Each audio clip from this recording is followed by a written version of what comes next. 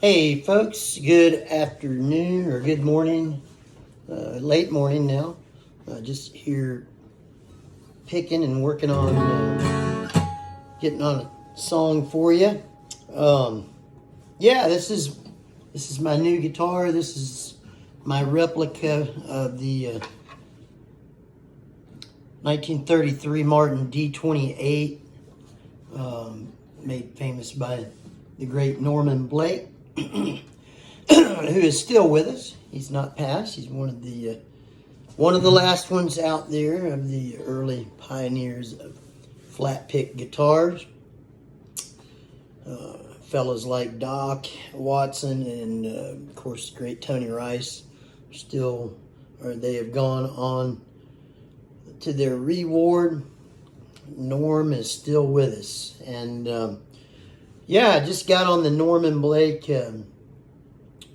kind of train, I guess, about a year and a half ago. Just really listened to him for years, but just became fascinated with the uniqueness of his music and his style, and thought that I would look into his guitar. That, of course, he plays a lot of guitars. This is probably the style guitar that he maybe played least of all, but the recordings that we all have on YouTube, the great recording up in Ohio, I believe it is, maybe a college campus, the Norman Blake and Rise and Fall String Ensemble. He's of course playing the 33 Martin D28 shaded top. And the shaded top was a one-of-one built by the Martin Guitar Company in 1933. And I think, I could be wrong on this, but I think Martin may have built 12 D28s in 1933 and a few less in 1932 and even less in 1931. Of course, they had carried on from the Ditson Company that they bought out. The Ditson Company was building this style of a guitar, back in the 20s, a very large, I think a lot of them were Hawaiian style. But anyways, no further ado, I just finished this one. It's just got a few hours on it playing it, but it's very relict, which is most of my guitars are relict, and it's a shaded top. This is a Smoky Mountain spruce top, one of the John Arnold Hampton brother tops. Love these tops. It is torfied, so it doesn't really take that finish very well, but in a low light it looks very black, and high light it's very transparent, so it's kind of cool and unique in itself. And strangely, putting this side by side with the Blake model, it's very similar, probably just because of the shape and the placement of the sound hole and the bridge and all that kind of stuff. Got my logo, a W for Williford guitars. The headstock is rosewood, probably with that backlight you can't see. It has a lot of snaky flame in it, and also did a just for kicks, I did a back strap, kind of like classicals. This is my own guitar. Of course, you got the 28 style volute, 1 7/8 nut, 2 5/16 spacing, bone pin, saddle nut, Stuart McDonald relic tuners, which those things are getting more expensive these days.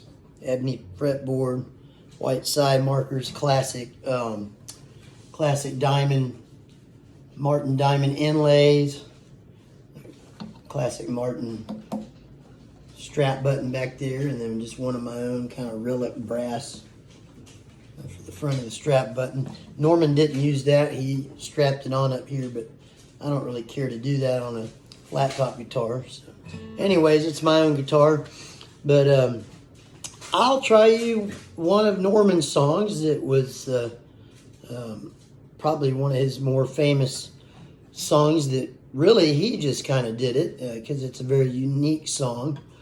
We'd call it bluegrass, but of course, Norman's playing makes it bluegrass, but more of a folk song.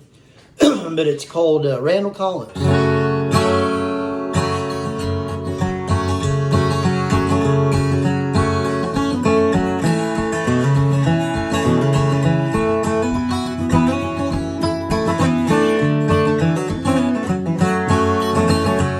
Yeah, $15 is my game, 15 is my draw.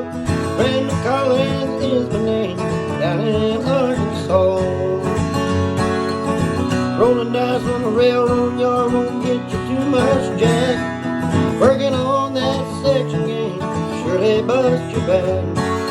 $15 is my game, 15 is my draw. Randall Collins is my name, down in Arkansas.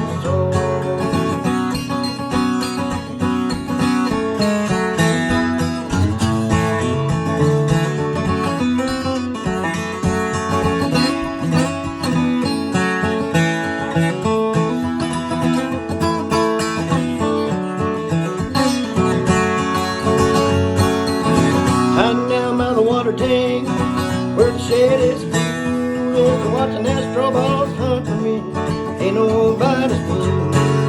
$15 is my game, 15 is my draw. Randall Collins is my name, down in Arkansas.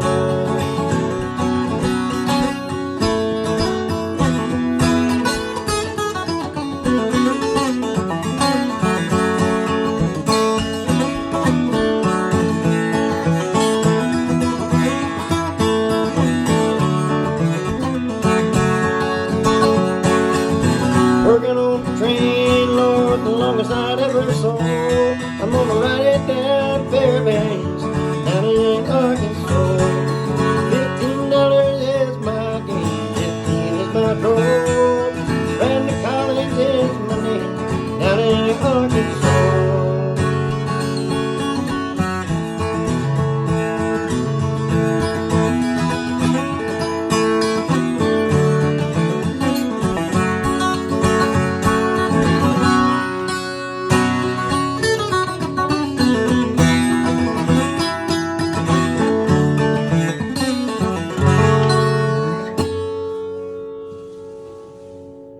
There she is. Appreciate it.